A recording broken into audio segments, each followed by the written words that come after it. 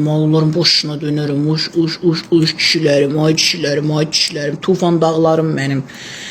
Mənim ürəklərimdir də bu kişilər. Allah haqqı. Hər gün onlara süd verirəm, su verirəm, şokolad verirəm, marmelat verirəm. Ondan sonra Snickers verirəm. Snickers. Bak bu var ya, bundan şirin sizdə. Yəni o dərəcə sizi sevirəm, Allah haqqı. Siz hazır olun, konsert başlayır.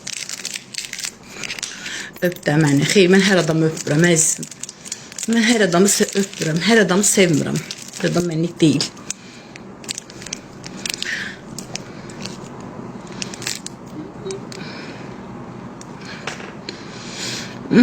Seni de görürsün.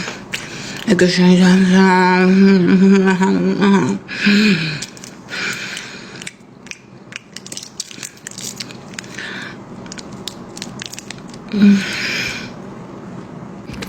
Canım kişilər.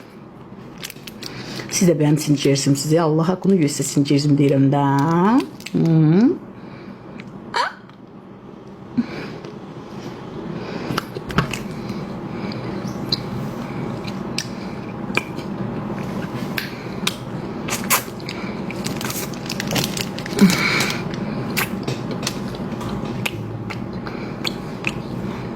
Çok qəşəngdir axı.